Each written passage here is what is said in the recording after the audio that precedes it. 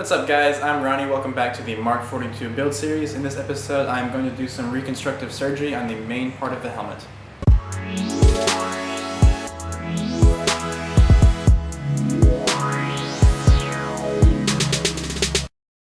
So just like the faceplate where I reprinted it entirely, I reprinted the pieces for the jaw. This was done when my printer wasn't so good.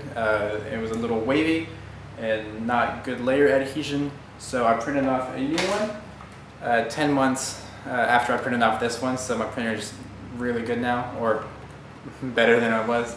But I'm going to break this blue one off that is old and gross and replace it with the new yellow ones.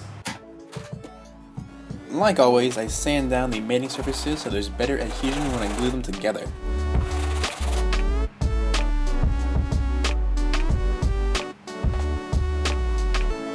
And the new jaw piece is so much nicer than the old one. But it's back to more sanding, and then I glue the two parts together.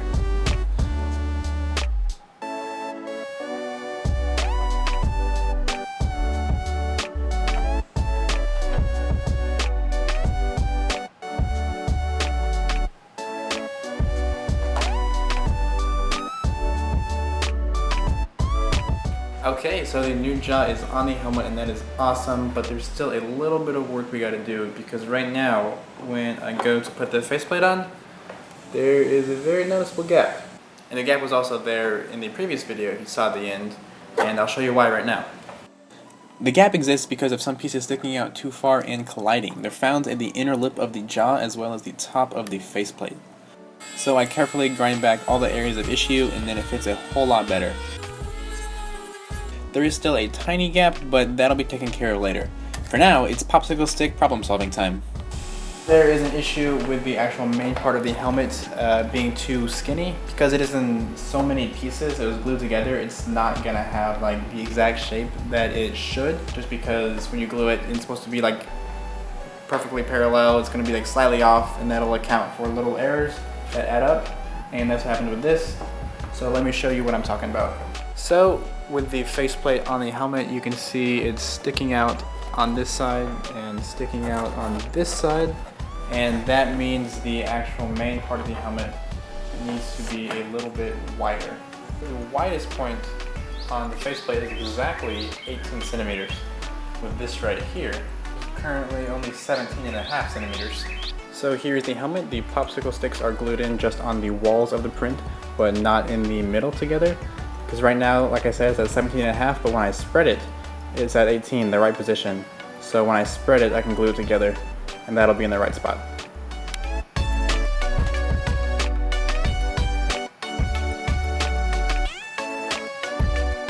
Once that's dry, I can start to work more on some of the areas of issue, like the gaps between the pieces found all over the helmet.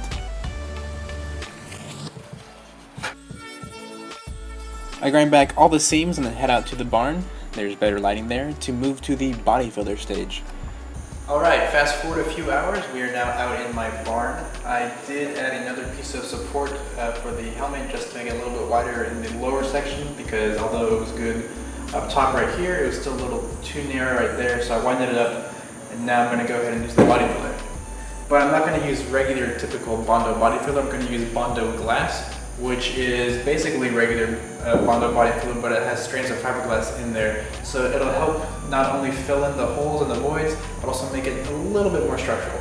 So I'm going to put that on the outside where there are the gaps, as well as around the base of these supports, just as extra insurance to hold them in place.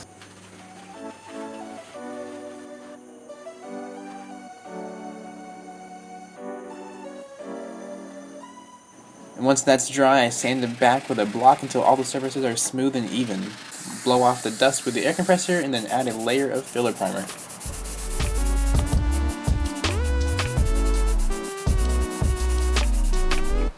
By itself, it's starting to look really awesome, but once the faceplate is on, you can really see how bad the gaps are. So now I'm gonna fix that. I start by covering the faceplate in painter's tape around all the edges with the bad gaps. You can see that it's misaligned on top as well as the sides that I showed you earlier.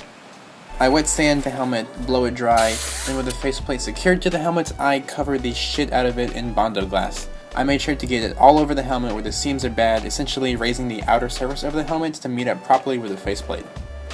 I'd also like to say that this problem only exists because I didn't take into account any tolerances when I 3D modeled the helmet originally. So if I were to just have spent a little extra time in the early stages of this project planning, I wouldn't have had this issue that I'm dealing with now. So I sand back the Bondo glass, and then from here I can separate it from the rest of the helmet.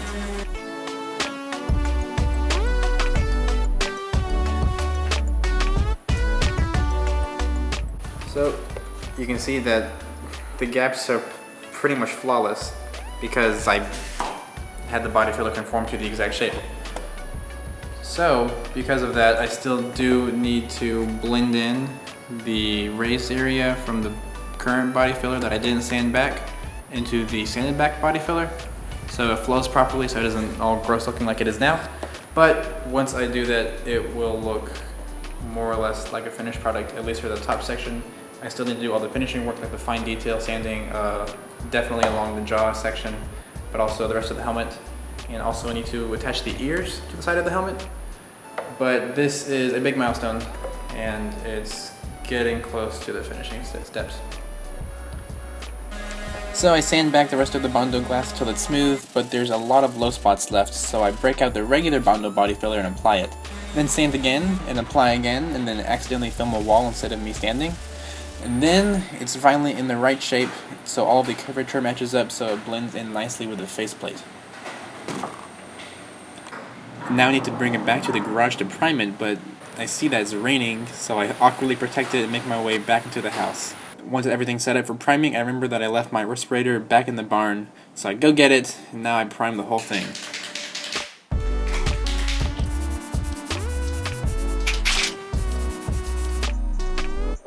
Once it's dry, I test fit the pieces, and holy crap, it's starting to look pretty good.